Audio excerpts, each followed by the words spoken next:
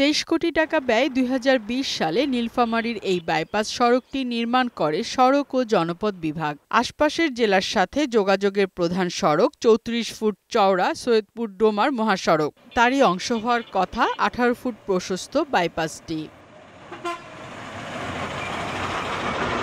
কিন্তু অতি ঝুঁকিপূর্ণ বাঁকের কারণে সহজে ঘুরতে পারে না গাড়ি। এতে যানজটের পাশাপাশি ঘটে দুর্ঘটনাও। ডাবল গাড়ি ক্রস করা সমস্যা হয়, খাদে পড়ার একটা আশঙ্কা থাকে। সিংহের রাস্তার মধ্যে গাড়ি আমরা ওভারটেক করতে পারি না। আমরা চাই যে বাইপাসটা একটু আমরা বড় করে দেওয়া লেগে।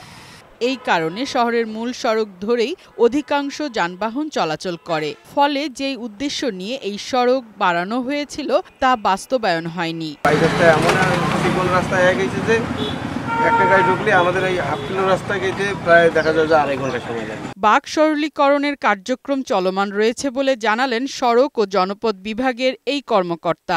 যানবাহনের মোবিলিটি রক্ষা করতে হয়, তাহলে শহর বাইপাস করে একটি কার্যকর বাইপাস সড়ক নির্মাণের প্রয়োজন হবে এবং সেই বিষয়ে আমরা মন্ত্রণালয়ে রিপোর্ট প্রদান করেছি। রিপোর্টের ভিত্তিতে আমরা নির্দেশনা পেলে আমরা প্রকল্প প্রণয়ন করে দাখিল করব। ফারহানা শিমু, বৈশাখী সংবাদ।